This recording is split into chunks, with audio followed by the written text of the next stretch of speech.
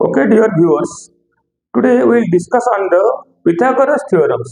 तो पिलामाने आमे अध्याय रे पिथागोरस थ्योरम विषय रे आलोचना करिबा। पाइथागोरस थ्योरम पर डिस्कशन करिबा। तो पाइथागोरस थ्योरम डिस्कशन जो करिबा पिथागोरस रे कोन डिस्कशन करिबा से अकॉर्डिंग टू पिथागोरस तबे एक समकोणी त्रिभुजर एटा कोन ना समकोणी त्रिभुज तबे एबीसी एक समकोणी त्रिभुज हेले एबीसी एक समकोणी त्रिभुज हेले बी कोण 90 डिग्री हुए तबे एबीसी समकोणी त्रिभुजर एसी होची कोन ना कर्ण एसी होची कर्ण बीसी होची कोन ना भूमि एबी होची कोन ना एबी होची उच्चता एबी होची उच्चता तबे कर्णटी को आमे डेनोट करबा कोन ना एच हिसाब रे कर्णटी को आमे डेनोट करबा एच भूमिटी को आमे बी हिसाब रे डेनोट करबा तबे उच्चता को आमे को हिसाब रे उच्चता को आमे पी भाव रे लिखिबा तबे यार कर्ण हैला कोन एच एटी उच्चता रहला P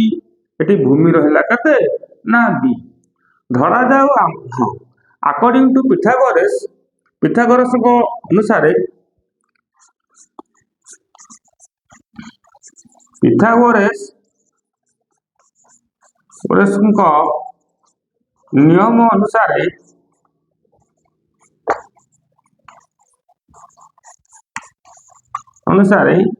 x square is equal to P square plus B square so A square is equal to P square plus B square so P square is equal to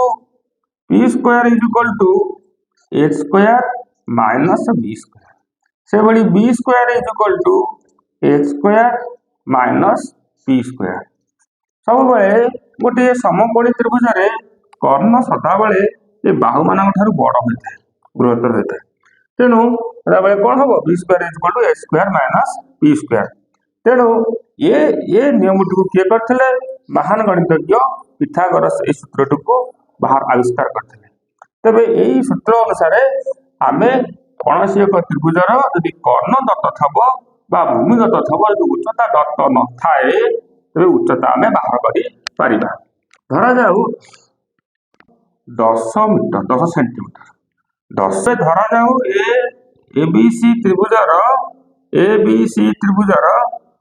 Karna 10 centimetre Bhumi 8 centimetre भूमि कते भूमिटी 8 centimetre ते पचारि उच्चता कते उच्चता बाहर तेबे एठी हम उच्चता ताहले हमको P बाहर करिया पड़ो उच्चता अर्थ एठी पी बाहर करिया पड़ो तेबे आमे जानिचे कोन पी स्क्वायर सूत्र अछि पी इज इक्वल टू कता हो ना H square minus B square रो रूट हमर हो जेहेतु P square is equal to B H square minus B square so P is equal to H square minus B square तबे एठी को हला एबे ए स्क्वायर केते एच रो मूल्य केते ना 10 तबे 10 रो स्क्वायर माइनस बी केते माइनस बी होची केते 8 8 सेम तबे एठी कोन करिया 10 रो स्क्वायर माइनस 8 रो स्क्वायर रो होल रो रूट हो सो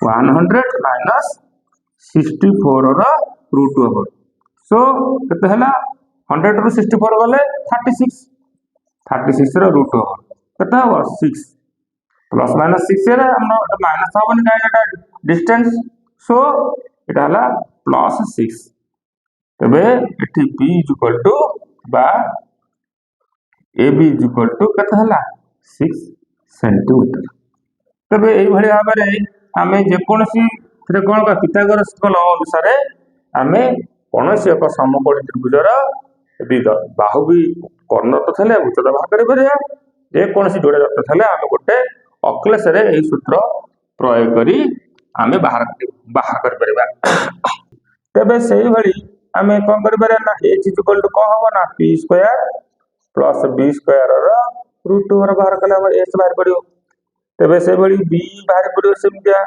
h square minus p square रो रूट ओवर से भली हमर p बाहर पला ना h square minus B square root over. So ପିଲାମାନେ ଏବେ ପିଥାଗୋରାସ୍ ଥିଓରେମ୍ ଟାକୁ ଭଲ ଭାବରେ ଏଭଳିଆ ବୁଝିବେ। ଏଭଳିଆ ଆମେ କରିବା ଦ୍ୱାରା କ'ଣ ହବ ନା ସମକୋଣୀ ତ୍ରିଭୁଜର ଆମେ ବାହୁ ଗୁଡ଼ିକ ବିଷୟରେ ଜାଣିପାରିବା ଏବଂ ସମକୋଣୀ ତ୍ରିଭୁଜର କ୍ଷେତ୍ରଫଳ ମଧ୍ୟ ଆମେ ସ୍ଥିର କରିପାରିବା, ସମକୋଣୀ ତ୍ରିଭୁଜର ପରିସୀମା ମଧ୍ୟ ଆମେ ସ୍ଥିର କରିପାରିବା। ତେବେ ଭିଡ଼ିଓଟି କିପରି ତୁମକୁ ଲାଗିଲା ତଳେ ତେବେ ଭିଡ଼ିଓଟିରେ ତୁମେ ସମକୋଣୀ ତ୍ରିଭୁଜ ବିଷୟରେ ତ୍ରିଭୁଜର କର୍ଣ୍ଣ, ଉଚ୍ଚତା ଓ ଭୂମିଟି କିପରି ସ୍ଥିର କରାଯାଉଛି ତମମାନେ ବୁଝିପାରିଥିବ। ହଁ ଏହା ଦ୍ୱାରା ଅନେକ ଗୁଡ଼ିଏ ଜ୍ୟାମିତିକ ତ୍ରିଭୁଜ ସମ୍ବନ୍ଧୀୟ କେତେ ଗୁଡ଼ିଏ ଜ୍ୟାମିତିକ ତଥ୍ୟ ସ୍ଥିର କରାଯାଉଛି। ପିଲାମାନେ ଆମେ ତ୍ରିଭୁଜ ବିଷୟରେ ଏଇଥିରେ ବି ମୁଁ ତୁମକୁ କହିଦେବି ତ୍ରିଭୁଜ ବିଷୟରେ କ'ଣ ଆଉ ଟିକେ କହିଦେଉଛି। ଏ ତ୍ରିଭୁଜର ଯୋଉ ମୌଳିକ ତଥ୍ୟ ଗୁଡ଼ିକ ରହିଲା ଗୋଟେ ତ୍ରିଭୁଜର ସେଟା ହେଉଛି ଏ କ'ଣ ନା ଏ ବି। ଏ ତ୍ରିଭୁଜର ନାଁ କ'ଣ ନା ଏ ବି ସି ତ୍ରିଭୁଜ। ଧରାଯାଉ ଇଏ ଗୋଟେ ତ୍ରିଭୁଜ ହେଲା, ଇଏ ଗୋଟେ ତ୍ରିଭୁଜ ହେଲା, ଲେଖା ହେଇଛି ପି, ଲେଖା ହେଇଛି କ୍ୟୁ, ଆର୍ ଲେଖା ହେଇଛି। ତେବେ ଏଇ ତ୍ରିଭୁଜର ନାଁ କ'ଣ ପି କ୍ୟୁ ଆର୍। ତେଣୁ ଆମେ ଖାଲି ତ୍ରିଭୁଜରେ କରିଦେଲେ ତାର ନାଁ କିଛି ନାହିଁ। ତେଣୁ ଆମେ ତାର ଶୀର୍ଷ ବିନ୍ଦୁ ଦ୍ୱାରା ଆମେ ତ୍ରିଭୁଜଟିର ଆମେ ନାଁ କହିପାରିବା।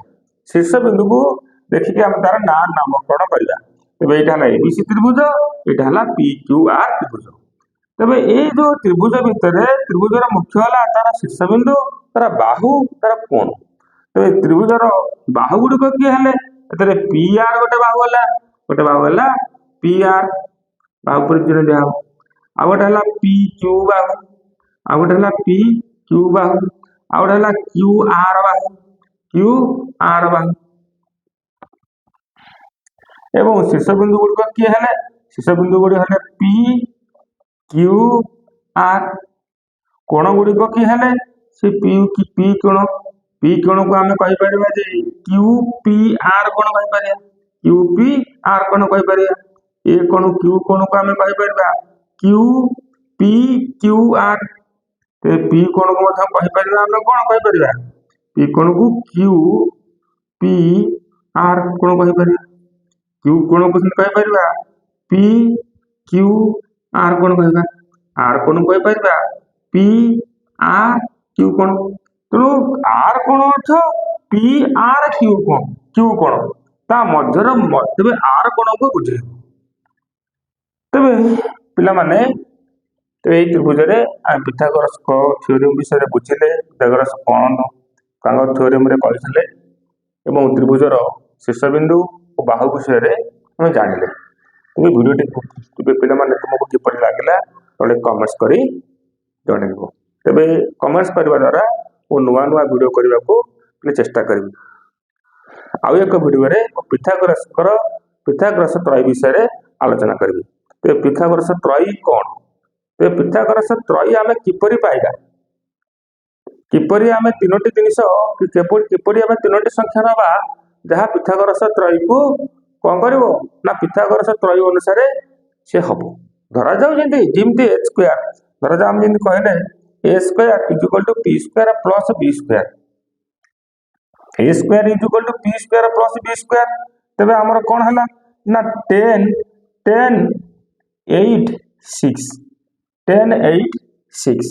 ତେବେ ଇଏ କ'ଣ ହେଲା ନା ଇଏ ପିଥାଗୋରାସ୍ ତ୍ରୟୀକୁ